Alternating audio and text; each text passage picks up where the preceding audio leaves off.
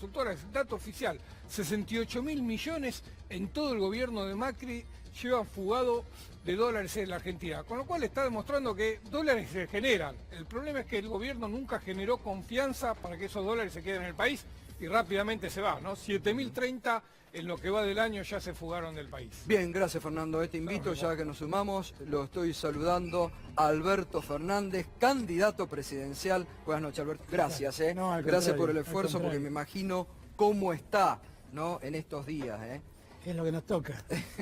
¿Qué impacto, no? Que me parece que sí, ¿no? Me parece que sí. Me parece que la gente no esperaba esto, que pensaba otras cosas. Pero me parece que fue bien recibido por la gente, que la gente interpretó bien lo que Cristina quiso hacer. Gracias a Dios me recibió bien. He recibido estos días mucho el afecto de la gente. Así que estoy contento, con mucha certeza de que tenemos una oportunidad, que tenemos que hacer las cosas bien y que nos va a ir bien. Y a nivel personal, me imagino, ¿no? Porque, digo, usted es un hombre de militancia, le tocó con Néstor Kirchner empezar un periodo muy difícil. Ayer, justamente, las cosas del destino, porque el primer actor público en la provincia de Santa Cruz recordaba algo de esto, pero digo, ahora, imaginarse, pensar en la cabeza de uno que puede llegar a tener a partir del 10 de diciembre la responsabilidad de estar en el destino de la República Argentina, es fuerte también, me parece, a nivel personal, ¿no? Bueno, la posibilidad de ser presidente es algo muy fuerte, ¿no? Porque es la posibilidad de conducir el destino de todos. Y eso a mí me parece que es muy importante. Yo diría que es como lo que alguien que hace política más desea, tener la posibilidad de hacerse responsable de la suerte del conjunto. Sí. Y me parece que Dios me ha dado la oportunidad en un momento bueno, no porque la Argentina esté en buena situación, pero yo lo siento como un gran desafío al que no le temo, francamente no le temo, porque es como una experiencia que ya viví, es como entrar al laberinto al que alguna vez entré allá en el año 2003 y que ya conozco los caminos de salida, ¿no? Todos los mecanismos, ya todos los los timbres que hay que tocar. Conozco, claro, ya los conozco y entonces no es algo que me tortura o me preocupa. Sé que no es fácil, lo tengo claro, sé que es un esfuerzo enorme y que va a hacer falta que todos nos comprometamos a salir del brete que nos va a quedar, pero tengo mucha tranquilidad. En todo caso, si usted tiene que hacer diferencia entre lo que les tocó asumir en el 2003 y la posibilidad de asumir el compromiso de dirigir los destinos de la Argentina en el 2019, ¿cuál sería la diferencia fundamental? Hay dos grandes diferencias. La primera tiene que ver con un tema que tiene que ver con la economía interna. En el 2003 no teníamos inflación y hoy tenemos una inflación galopante. Recién veíamos más de 4 puntos de inflación en los precios mayoristas. Ahí hay una diferencia externa muy importante. La realidad es que tanto en el 2003 como ahora la Argentina estaba en default. La Argentina está en default, no lo está porque el Fondo Monetario nos ha prestado dinero para ir pagando las obligaciones que Macri asumió con mucha irresponsabilidad. Pero la gran diferencia radica es que en el año 2003 la deuda con el fondo representaba menos del 10% de la deuda total y ahora representa más del 35% de la deuda total. Y la gente dirá, bueno, pero ¿y esa diferencia es muy importante? Sí, es central, porque esa diferencia, lo que en todo caso nos está diciendo, es que hay un 35% de la deuda muy difícil de negociar, porque con el fondo no puede haber quitas ni esperas. Y entonces lo único que puede hacer uno es refinanciar, generalmente logra más tiempo y paga más intereses. Y ese sí es un problema muy serio para nosotros. Y yo siento que esa es una gran debilidad que tenemos. El resto de la deuda es un tema a ir resolviendo. Pero además yo soy un peronista de toda la vida y además soy alguien que trabajó codo a codo con Néstor. Y yo tengo la preocupación de los que le están pasando mal. O sea, yo sé que ninguna solución puede darse a costa de los que ya han pagado con su esfuerzo en estos casi 4 años de desastre macrista. A mí me preocupan los que cuando salgo a pasear el perro están tirados en la calle durmiendo, los que se quedaron sin trabajo, los chicos que se quedaron sin estudios, los viejos que se quedaron sin salud. Me preocupa que en la Argentina no haya vacunas, me preocupa que el sarampión haya vuelto a ser un riesgo. Y cuando uno piensa en la deuda, lo primero que tiene que pensar es en todo esto. Claro. Con lo cual, el desafío de cumplir con la deuda no puede ser a costa de postergar a esta gente. Usted decía ayer en Santa Cruz, ¿no? En ese momento, yo sé cómo negociar con el Fondo Monetario Internacional. Yo sé lo que es negociar. Y es que lo hicimos, porque la gente se olvida, pero antes de pagarle al fondo, nosotros firmamos un acuerdo extendido de 3 años con el Fondo Monetario. Y fue una discusión complicada, porque el fondo, yo me acuerdo que vino con 2 o 3 imposiciones complejas. La primera era que la inversión en obra pública sea considerada un gasto, como parte del gasto público. Y nosotros ahí dimos una pelea muy fuerte, en donde Lula nos ayudó mucho, y en donde nos salió un aliado inesperado que era Bush, Claro. sobre ese punto. El segundo punto que nos pedía el fondo era que privaticemos el Banco Nación y el Banco Provincia y el Banco Ciudad. Y nosotros nos negamos absolutamente a eso, como me negaría hoy, por supuesto. Y el tercer punto eran las tarifas, que pedían las tarifas que Macri ha otorgado sin que el fondo se lo pida, solo por convicción. Entonces, fueron los 3 puntos que más discutimos en aquel momento. Y teníamos una suerte que a mí me parece que no teníamos, que era que el presidente del fondo, el director ejecutivo del fondo, era Keller. Keller era un alemán que tenía una dosis de político muy importante. Y él entendió bastante lo que le pasaba a la Argentina y de algún modo flexibilizó, a partir de nuestros reclamos, la posición del fondo. ¿Fue un error, fue el peor error del gobierno Macri? Ya tiene muchos errores, pero digo, volver al Fondo Monetario Internacional. Ese fue un gran error, porque el Fondo Monetario, para que la gente entienda, es alguien que nos presta plata y nos cobra poco, pero nos impone muchas condiciones. Las famosas condicionalidades tienen que ver con que el fondo dice, bueno, yo te cobro poco interés, pero vos tenés que cumplir todo esto que te estoy pidiendo. Y entonces allí el problema es un problema muy agudo, porque aparecen estas condicionantes, que también las vamos a padecer el día que tengamos que sentarnos a hablar, y que nosotros debemos ser muy cuidadosos, porque, insisto, la Argentina, para poder pagar, necesita volver a poner en funcionamiento la economía, porque nosotros no emitimos dólares, los debemos producir. Claro. Y para producirlos tenemos que volver a poner en marcha el aparato productivo argentino para que las exportaciones ocurran. Que hoy Si está eso no devastado, pasa, ¿no? Claro, Hoy está devastado. Si eso no pasa, no tenemos ninguna posibilidad de que esto funcione. Entonces, esa es una condición central para que podamos pensar en tener los dólares para poder pagar. Es un tema central. Ahora, eso tenemos que lograrlo, insisto, incorporando gente. Macri ha resuelto un plan de país que deja 20 millones de argentinos al costado, y para nosotros es central que todos los argentinos sean parte de la Argentina, tengan sus derechos, sean respetados, tengan sus posibilidades de progreso. Para nosotros eso es central. Como lo fue en el 2003, nos sigue siendo ahora. No ha cambiado en eso en nosotros. Y ese es el esfuerzo que tenemos que hacer. Ahora, cuando Macri, digamos, pone en el centro de decir, no, miren, no vuelvan al pasado, lo dijo el sábado cuando que no tuvo reacción después del anuncio de la expresidenta, dice, no hay que volver al pasado, corre todo el tiempo con el cuco del pasado, cuando hoy realmente la deuda, ayer lo veíamos aquí con Fernando, se ha, bueno, incrementado de la forma que se ha incrementado, la herencia que está dejando es pasada. Digo, ¿cómo a la gente le va a comunicar que lo peor es hoy y no lo que fue el 2015, donde había un país en crecimiento a un nivel del 2,7%, ¿no? Pero Gustavo, ese ha sido un fantasma que ha alentado Macri permanentemente. Y la verdad que el problema que tenemos es Macri y sus políticas. Los problemas que tenemos los ha creado todos Macri. ¿Por ineficiencia, porque fueron el peor equipo o porque realmente venían a hacer Hay esto? una parte de dogmatismo, hay una parte de ineficiencia. Por ejemplo, salir del cepo y pensar que el dólar nos iba a disparar y que la inflación nos iba a disparar fue una soncera.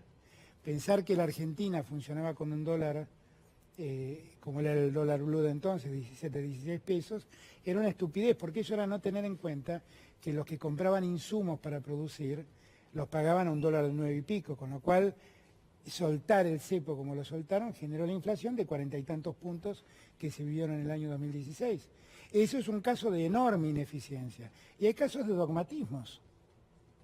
O sea, Macri sigue creyendo que en algún momento la economía va a ser tan exitosa que va a derramar las riquezas de los poderosos y eso como pensaban en los 90. Exactamente, y eso se va a convertir, exactamente igual, y eso se va a convertir en recursos para los sectores más empobrecidos. Y eso está recontravisto que no existe. ¿Dónde hay dogmatismo? Hay dogmatismo cuando se piensa que la inflación se resuelve manejando el tema monetario. Hace 3 años y medio que están restringiendo la circulación monetaria y bajando el consumo. Y la inflación cada día está peor.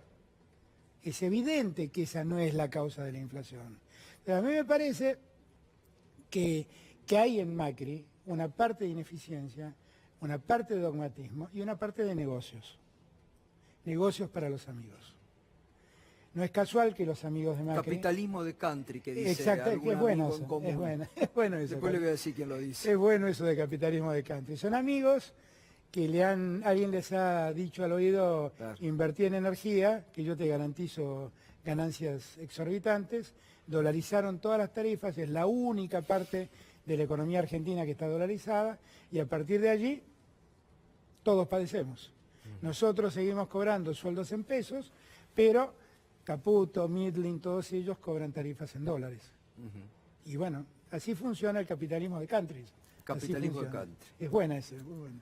Después le voy a decir quién lo dice. Bueno, me una interesa, persona sí, que usted conoce también, pero no lo vamos a... No. Así le reconocemos el copyright. Sí, totalmente. Ayer, porque no debe ser fácil cuando uno está, primer acto, había mucha gente en Santa Cruz, cantaban vamos a volver, usted los enmendó y dijo vamos a volver para ser mejores. Sí, claro, porque ahí yo también reviso lo que nos pasó y en eso creo que tenemos que revisarnos nosotros mismos. Que en todo caso es un activo y no una crítica como ha montado el gobierno o los trolls del gobierno. No, exactamente. Es admitir que algo hicimos mal y por eso la gente no nos acompañó. Y yo creo además que si es que tenemos la suerte de que la gente nos da otra oportunidad, lo que no tenemos es el derecho a equivocarnos. No tenemos el derecho a equivocarnos. No podemos permitirnos ningún error porque los errores los padece la gente, los padece el ciudadano. Lo padece el hombre y la mujer que a diario trabajan o que buscan trabajo. A mí me parece que tenemos que hacer un enorme esfuerzo para la Argentina que se viene. Y parte del esfuerzo es ser mejores de lo que fuimos, admitiendo que hubo cosas que hicimos mal. Ser mejor que Macri no es un esfuerzo. La verdad que con muy poco se puede ser mejor que Macri. Pero sí debemos esforzarnos para ser mejores de lo que fuimos. ¿Hay un reconocimiento por parte de la expresidenta de ciertos límites, de un techo, o de que usted puede encarar esta etapa que dice debemos ser mejores, no repetir los errores, en esta decisión de dar un paso al costado y postularlo? Yo creo que Cristina lo que ha medido es cuál es el contexto actual. Y lo dice en el video, ¿no? Me remito un poco a lo que ella misma dice. Este contexto de hoy, por ahí está reclamando más a alguien de mis características que alguien que la característica de Cristina. A mí de verdad es que el tema ese mucho no me preocupa, quiero serles franco, porque para mí Cristina es alguien importante. Por supuesto, bueno. Y es alguien importante y necesariamente tiene que estar en el centro de la escena política argentina. Y como es alguien muy importante en la escena política argentina, es mejor que sea parte del gobierno y no que esté afuera. Y la verdad que si me acompaña es maravilloso, me da una fortaleza mucho mayor. Y como además nosotros con Cristina siempre tuvimos la característica de trabajar en equipo hasta que un día discutimos y el equipo se rompió. Pero si podemos recuperar el equipo para que trabajemos juntos, es formidable. Y en ese equipo hoy me tocó jugar de 10 o de 9, pero lo importante es que estemos todos en el equipo. Eso es. Yo creo que Cristina ha hecho mérito del contexto, un contexto mundial complejo, una situación argentina muy compleja y un momento de mucha desunión de argentinos. Y me parece que por ahí ella habrá pensado que yo puedo ayudar más en esto. Ella no se da cuenta de todo lo que ha ayudado, no se da cuenta. Porque si alguien ha hecho algo por romper la grieta es Cristina. Y la mejor forma de demostrar lo que ha hecho para romper la grieta es impulsarme a mí al lugar donde me impulsó. La verdad es que uno podría pensar que esta fórmula de una expresidenta y de alguien que fue muy crítico en momentos de su presidencia es una fórmula antigrieta, si quieren. Sí, o que tira para arriba. Exactamente. Sale de la grieta, sale que del debate, saca del debate foco estéril, de claro. que buscaba el gobierno. Exactamente. Porque buscaba permanentemente eso. Lo está sale, demostrando lo desconcertados que están frente a la realidad. Así ¿no? es como que sale del debate estéril y propone otro debate. Yo tengo la sensación que Cristina ha considerado todo esto. Y la verdad es que a mí no voy a mentir, me sorprendió. Porque Cristina tenía todas las condiciones para ser candidata y para ganar. Por eso me parece, lo venimos diciendo desde el sábado, el debate ahora es presente y futuro de la Argentina. Claro que sí. No es más pasado. Claro que sí. Porque realmente el drama que se vive hoy en la Argentina, estábamos viendo recién 3 empresas, Arcor, Alpargatas que se va de Catamarca y planta ya. Hoy una otra empresa importante que cerró las puertas sin comunicarle ni siquiera por qué a los empleados. Digo, todos los días hay una empresa importante de la Argentina que está dando muestras de desequilibrios tremendos, digo. Es un industricidio lo que se está viviendo en este momento. Bueno, es que tan solo pensar que casi el 50% de la capacidad instalada está sin usarse. Días atrás, ya había viajado a México, hace mes y medio atrás, 2 meses atrás, y en el aeropuerto de México me encontré con un señor que me contaba que tenía la única fábrica de lapiceras argentinas y que la cerró porque empezaron a importar viromes y lapiceras de afuera y no pudo seguir funcionando. Y hoy llegué a casa y me encontré con un sobre, con una encomienda, y adentro que estaban las lapiceras que él producía. Y me decía, quiero hablar con usted a ver si ahora puedo volver a producirlas. Bueno, esa es una posibilidad de esperanza que están esperando. Y claro, pero ¿y qué quiero yo? Obvio que quiero que las produzca. Si eso es darle trabajo a los argentinos.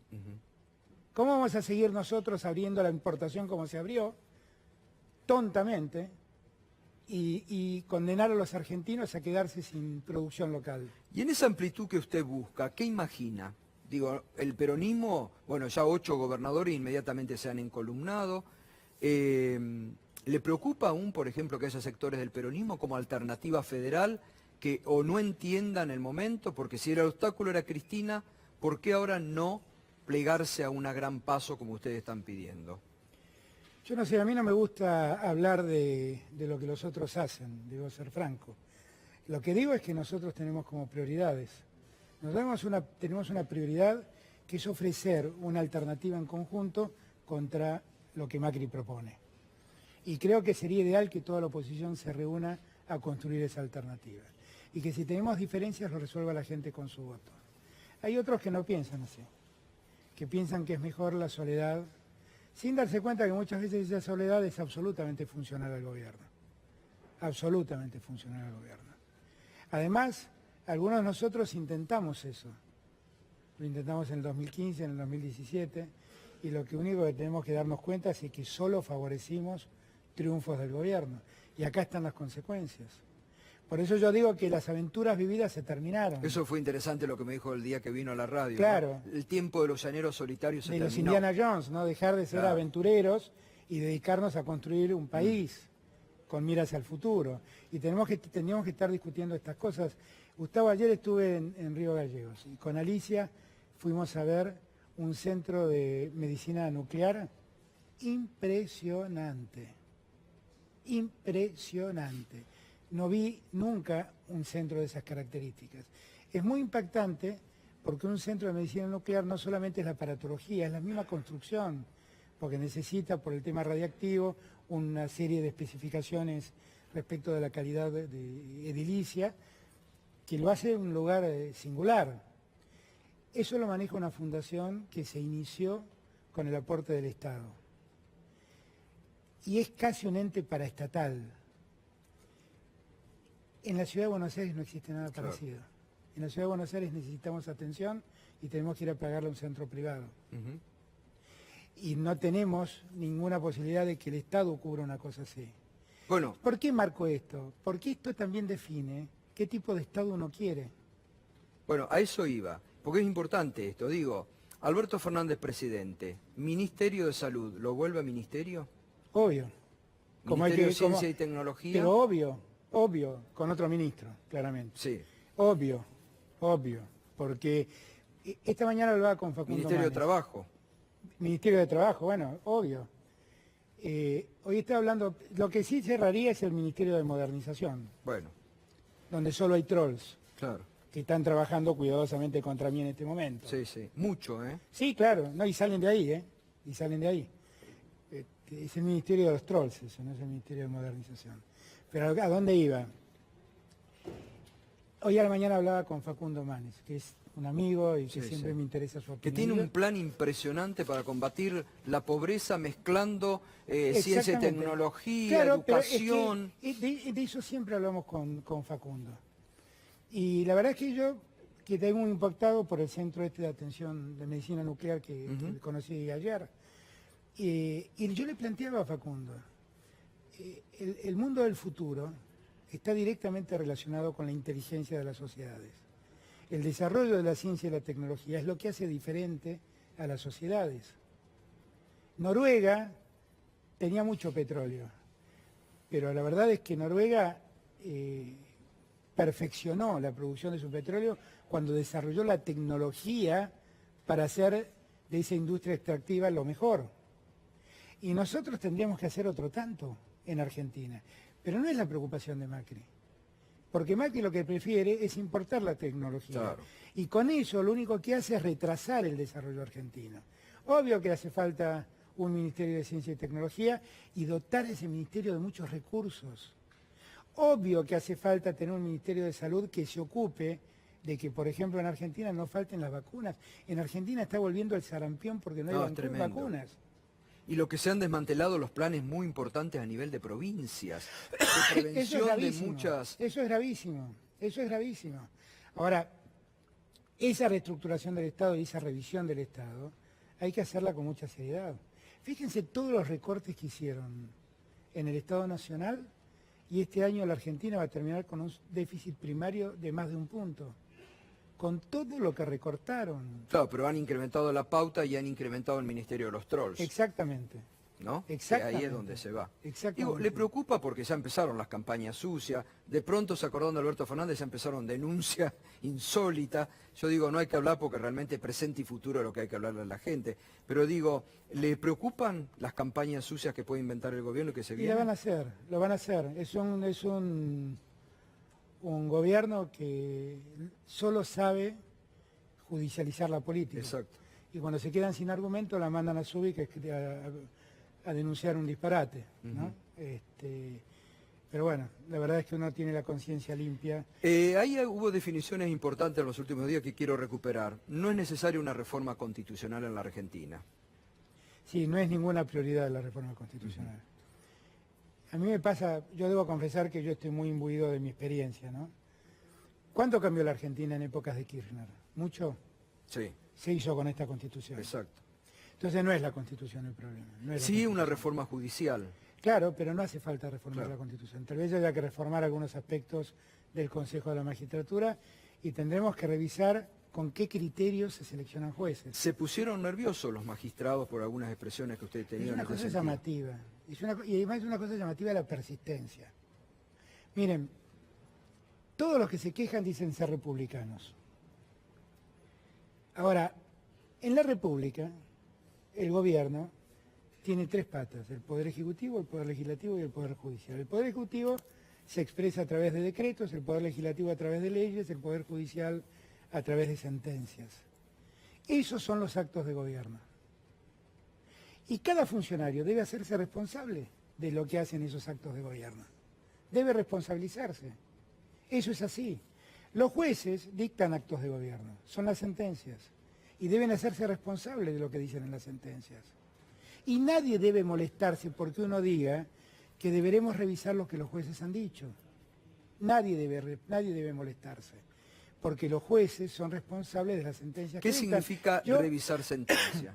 Porque Que esto pueden también haberse- escandaliza a muchos. No, que puede ser que se hayan cometido enormes injusticias y que alguien debería revisar en el futuro por qué se cometieron estas injusticias. Voy a dar un ejemplo saliendo de la política, que me van a entender muy fácilmente, Gustavo. Cuando vemos nosotros que un juez dispone de la libertad de alguien y ese alguien sale y mata a una persona o viola a una persona, ¿qué ocurre en los medios de comunicación? Se escandalizan. Van y, contra el juez. Y piden la renuncia del Sí. juez y piden que se vaya Sí. por un acto de gobierno que dispuso una libertad. Exacto. Ahora, cuando aparece un juez y dice, no, vamos a tener preso durante años a una persona porque tiene un poder residual que puede obstaculizar la prueba. ¿Eso no hay que revisarlo? ¿Eso no es un abuso enorme? O un fiscal que está hace 45 días en rebeldía. Bueno, eso ni hablar. Que ningunea Eso la ni hablar. justicia. Eso ni hablar. Eso ni hablar. Que tenía una relación con un personaje que hoy descubrimos que se cruzaba mensajes con la ministra Con de la ministra de Seguridad, Seguridad. del tipo que se cruzaba, ¿no? Entonces, del tipo de mensaje que se cruzaba. Entonces, yo lo que creo es que nadie debe escandalizarse por eso. Nadie. Yo el otro día leí una nota de Hernán Capielo que decía, no, las decisiones de los jueces las revisa la Corte. No, las decisiones de los jueces las revisan los ciudadanos también. No, y además si uno está la institución del juicio político. Pero además, si uno observa que un juez está cometiendo tropelías, uno puede denunciar al juez que tiene que esperar que la Corte Claro. resuelva. Pero está la institución del juicio político. Además. Y hay muchos jueces con pedidos de juicio político. Además. Por eso digo, no deben escandalizarse. No sé por qué la Corporación Judicial se reaccionó de ese modo. Porque además... Porque será que se sienten que están con No, deuda es que ante la saben lo que sociedad. han hecho. Saben lo que han hecho. Claro. Cristina, hoy, está sentada en el banquillo de los acusados porque un juez le echa la culpa de haber mandado proyectos de leyes de presupuesto que el Congreso aprobó y de haberlas promulgado después. ¿Me pueden explicar cuál es el delito ese? ¿Alguien me lo puede explicar? Ahora, eso lo escribió un juez que se llama Ercolini y lo firmó. Entonces, yo lo que digo es, miren, en algún momento seguramente alguien va a tener que revisar estas cosas. No sé por qué se escandaliza. Nosotros no revisamos las sentencias de la Corte Suprema de la mayoría automática y eso determinó que 4 jueces salieran eyectados de la justicia, 2 por juicio político y 2 porque presentaron las renuncias porque no soportaban el juicio político. Bueno, se revisaron las sentencias también de la obediencia debida y el punto final en la Bueno, pero Argentina. eso se hizo Congreso. por vía ley, claro. Pero digo, ¿por qué no pueden soportar? Bueno, será rendir porque también cuentas? ahí habría que... ¿Usted es partidario, por ejemplo, de que el impuesto a las ganancias lo paguen los jueces? Y sí, yo soy hijo de un juez. Yo soy hijo de un juez. Papá murió hace muchos años. Digo papá, en verdad era el segundo marido de mamá, pero me crié con él y es el que me inculcó todos los valores. Para los jueces, el tema del impuesto a las ganancias era un tema central, Claro. porque sentían que se estaban metiendo con su sueldo y que de algún modo el Poder Ejecutivo los condicionaba cobrándoles impuestos o no cobrándoselos. Ahora, a esta altura no cabe duda que tienen que pagar impuestos a las ganancias. La Corte, ¿usted sería partidario de ampliarla? Yo no, No. yo no, Con 5 está funcionando bien. yo no, yo creo que sí. ¿Y modificaciones sí al Consejo de la Magistratura? No, al Consejo de Magistratura hay que modificarle todos los procedimientos, todas las lógicas, todas las lógicas. Hay un trabajo que hizo Federico Tea, que es un joven maravilloso, la gente, un equipo que tiene Federico Tea en la Facultad de Derecho de la Universidad de José C. Paz, que hizo un estudio cuidadoso de las características de cómo se han designado los jueces en los últimos años en la Argentina. Y es muy interesante ver eso, muy interesante cómo se alteran órdenes de mérito con una reunión con un consejero, que esa reunión se califica y hacen que alguien descalificado pase a calificar y alguien muy calificado quede afuera.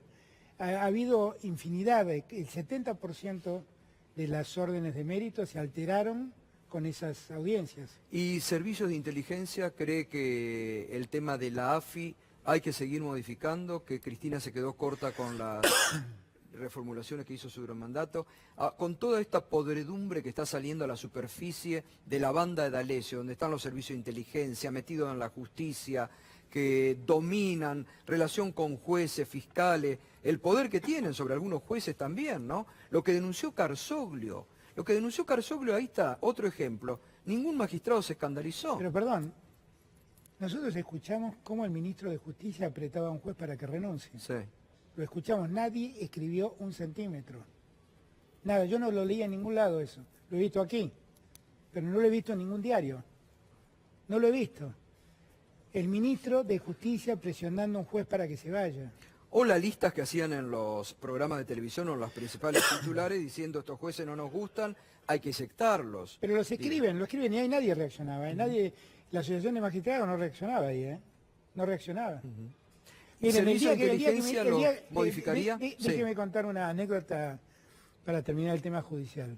El día que dije yo eso de que los jueces debían rendir cuenta de sus actos, fue en un programa donde una de las periodistas eran Ernesto Tenenbaum y María O'Donnell.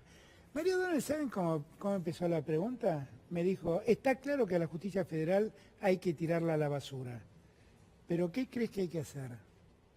Y entonces yo le dije, no hay que tirarla a la basura, porque no es todo lo mismo. Exacto. Y ahí expliqué los unos y los otros. Ahora, se escandalizan de lo que yo digo y no advierten que hay una periodista de la calidad de María O'Donnell diciendo que a la justicia federal hay que tirarla a la basura. Y por eso no dan cuenta en la Asociación de Magistrados. No, está claro. Digo, ¿y los servicios de inteligencia hay que modificarlos? ¿Hay que modificar la AFI? ¿Hay que profundizar ahí? Yo creo que eso hay que cambiarlo de cuajo, sinceramente. Yo creo que Cristina hizo sobre el final de su mandato un esfuerzo creando la AFI y dotándola de una transparencia que Macri le quitó. Cristina, cuando hizo la reforma en la AFI, dispuso que los fondos de la AFI sean públicos, que era algo que reclamaban Laura Alonso, Elisa Carrió, todo el gobierno, todo el actual gobierno, todos los dirigentes del actual gobierno. Pero lo cierto es que llegó Macri y lo primero que hizo fue poner ahí al amigo con el que vendía jugadores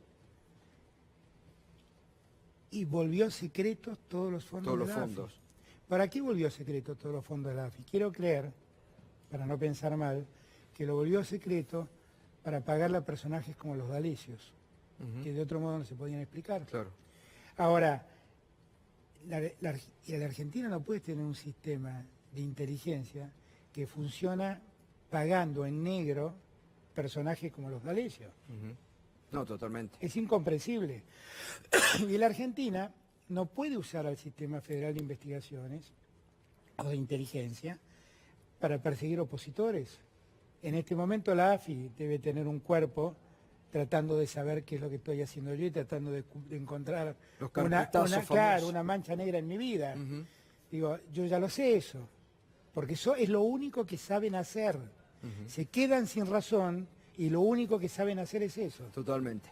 Bueno, Fernando, Juan, empezamos también. ¿Qué tal, Alberto? Buenas noches. Juan? Indudablemente, si hay algo que sucedió en estos años como consecuencia de todas las políticas mal implementadas que ustedes vienen muy bien describiendo, es que mucha gente se cayó del sistema directamente, que quedó excluida del sistema y digo, cada vez hay más familias que van al trueque, que tienen que trabajar todo el día y a la noche solo pueden darle de comer a sus hijos. ¿Con qué palabra, con qué promesa de usted se puede encontrar esa persona que está del otro lado mirando y que se va a dormir hoy con hambre? Es que el hambre es el mayor problema que tenemos en la Argentina. Y la mayor preocupación debería ser que ningún argentino en el siglo XXI padezca hambre. Y la verdad, cuando yo recién decía que no puedo pensar en la deuda sin pensar en los que tienen hambre, estaba hablando de eso. El problema es que Macri desarrolló una política donde no le importó cuánta gente se quedaba al margen y empezaba a pasar hambre. Y nosotros no podemos seguir actuando así. No podemos, es una cuestión ética de la política. No se puede pensar hacer política sin tener presente que la política está destinada a mejorar la vida de la gente. No es posible pensar una Argentina donde se mejora la vida de algunos a costa del padecimiento de otros. No es posible, es indigno, es inmoral y es indecente. Por lo tanto, eso es un problema básico para nosotros. Yo este tema lo he hablado mucho con Daniel Arroyo. Daniel tiene 1000 ideas para combatir este problema. Es un hombre de un enorme valor. Sí. ¿Lo tendría previsto para su equipo? A Daniel, obvio. ¿Cómo no? Es el hombre que más sabe de conflictos sociales, del conflicto de la pobreza, y es el que más soluciones aporta. Y además es alguien que conoce cómo la miseria va empujando a muchos jóvenes al delito, a la droga y a peores padecimientos. Ese es un tema central, Juan. No podemos pensar que la Argentina tiene buenos números si tiene estos índices de pobreza. Si 1 de cada 3 argentinos es pobre, ¿qué buen número macroeconómico puede justificar eso? Ninguno. La macroeconomía tiene buenos números si además la gente vive bien. Si no, todo está mal. Hablando de economía, hay una sensación de que la economía está en una situación pre-explosión, ¿no? Está la deuda, la inflación, la recesión. Llegado al gobierno, ¿hay alguna medida que hay que tomar primero? Controlar el dólar, poner un techo a las tarifas.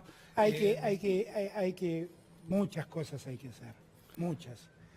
Cuando uno ve que hay 2.200 millones de dólares que se fueron en el último 2.341 millones. 2.341 millones de dólares porque este dato además lo tienen que haber buscado porque no lo informa más el Banco Central. No, está en el informe que salió hoy del Banco Sí, Central. pero no lo informa diariamente. Yo no sé diariamente cuántos dólares están yendo en concepto de fuga de divisas.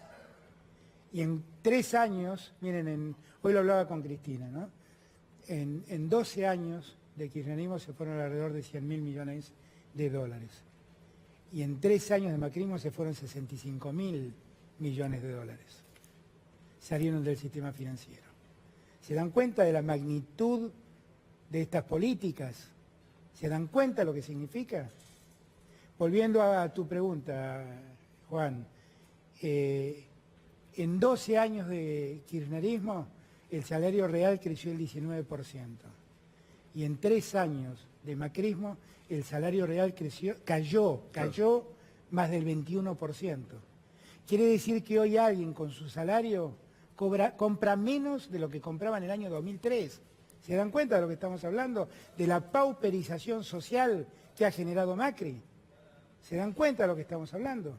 Nosotros tenemos que prepararnos para hacernos cargo de una economía desquiciada, donde la inflación es un problema, el dólar es un problema, la producción es un gran problema, y tenemos que ver cómo nos ponemos a ordenar todo eso, teniendo en cuenta la crisis social que tenemos. Que no se pueda comprar 1 litro de leche en la Argentina No, de hoy, insólito. eso es un drama. Es insólito. Eso ya cierra todo debate con la actualidad. Y hay un tema que hoy también se lo decía Cristina medio en tono risueño, ¿no?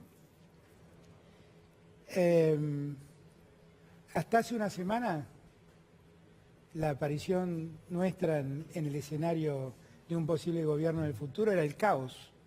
Iba a generar una enorme intranquilidad. Bueno, ¿vieron lo que pasó con el dólar? No pasó nada, bajó. Bajó. ¿Vieron lo que pasó con el riesgo país? Sí, ¿Saben qué es eso? ¿Se acuerdan cuando yo les dije, perdón que tengo suelto el micrófono acá atrás? Ya igual ¿Se acuerdan cuando yo vine acá y les dije la última vez que cuando uno hablaba con los fondos de inversión le decían que el problema era Macri? Era Macri. Claro, el problema es Macri. Es Macri.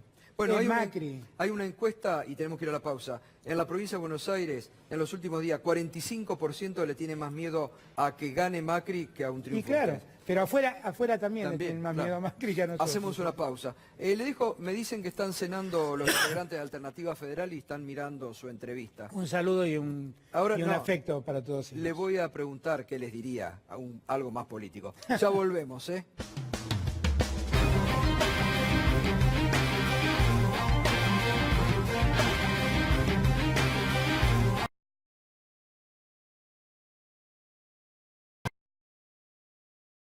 ¿Unirse hay posibilidades con Schiaretti o con la gente de Alternativa Federal? Yo estoy para hablar con todos. La verdad es que yo creo que venimos en un tiempo donde lo que tenemos que lograr es consensos, acuerdos. La Argentina que nos va a dejar Macri es una Argentina desastrosa. Y por lo tanto tenemos que tratar de entender que todos debemos hacer el esfuerzo de estar juntos para optimizar nuestras condiciones de trabajo y nuestra mayor inteligencia para encontrar respuestas.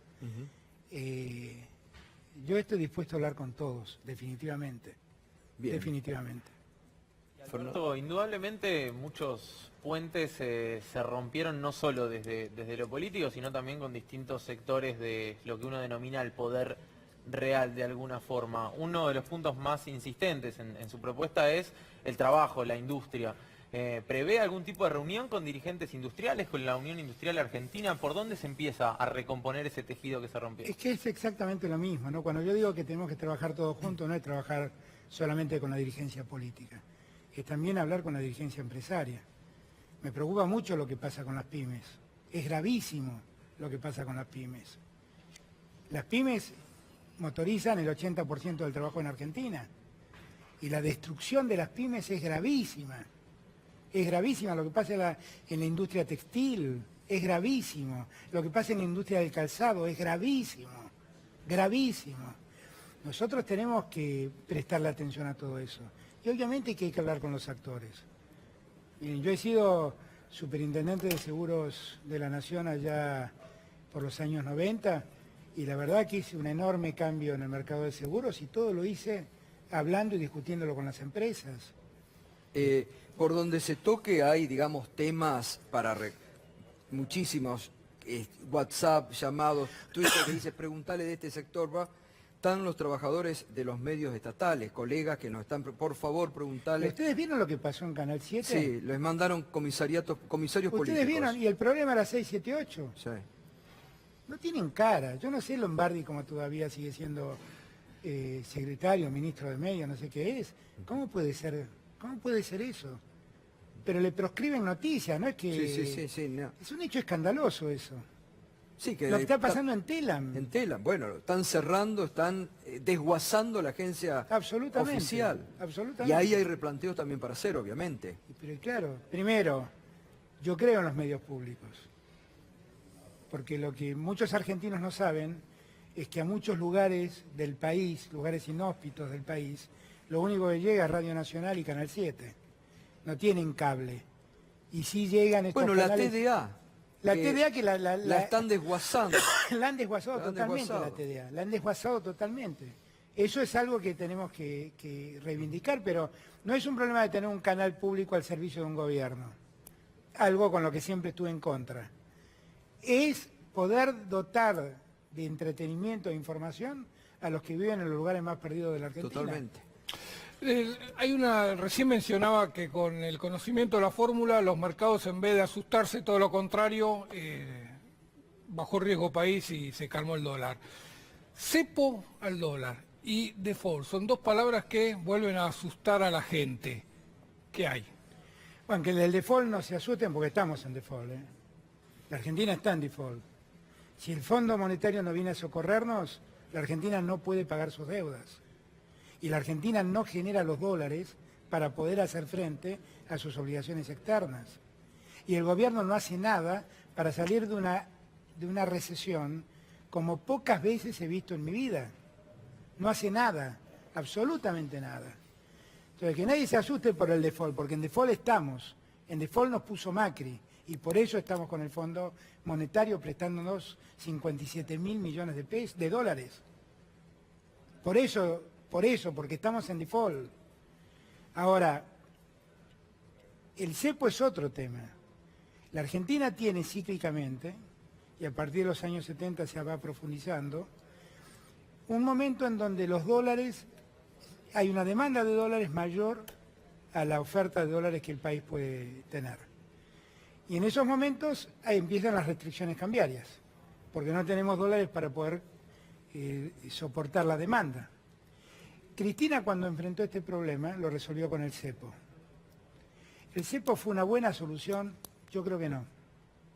El cepo frustró muchas inversiones y realmente generó un problema en el manejo de la economía muy sensible. Cuando Macri tuvo el mismo problema, ¿qué hizo? ¿Puso el cepo? No.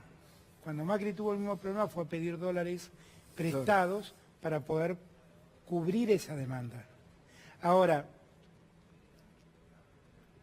cuando uno revisa qué ha sido más pernicioso, claramente lo que hizo Macri, claramente. Esto no es una reivindicación del cepo, no lo es. Solo digo que el costo del cepo fue infinitamente menor que el costo de la solución Macri. Y nosotros tenemos que estar preparados para el futuro, pues yo creo que cuando nosotros lleguemos vamos a poder revertir la caída digamos, con cierta velocidad. ¿Está prometiendo una lluvia de inversiones? ¿Cómo? ¿Está prometiendo una lluvia de inversiones? Hay que buscar la inversión externa, yo no tengo ninguna duda. En mercados donde no hay competencia habría que buscarlas.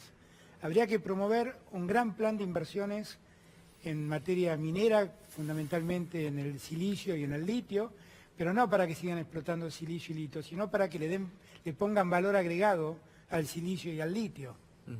Y habría que generar un gran plan de inversiones en torno a Vaca Muerta. Y habría que mejorar la exploración en el norte de Santa Cruz, donde parece que hay otra segunda Vaca Muerta. Entonces hay que hacer muchísimo y hay que buscar mucho las inversiones. Y hay que darle seguridad y hay que darle confianza a los inversores. Nadie le da menos confianza a los inversores que Macri, que no le puede garantizar cuánto va a costar el dólar a fin de mes. Alberto, muchas gracias. No, Vamos gracias a tener a de ustedes. aquí a octubre muchas posibilidades de hablar. Sabe que acá estamos clarificando. En otro momento vamos a hablar de los medios también, que sé que es su preocupación, pero muchísimas gracias. No, gracias a ustedes, de verdad. Bueno, muchas gracias. Muy bien, era la nota esperada, clarificando información como siempre, minuto 1. Gracias Alberto Fernández, candidato presidencial. Hasta mañana, Fernando y Juan. Nos despedimos, ya llega ADN con Tomás Méndez para la continuidad de toda la información aquí en C5N, La Realidad.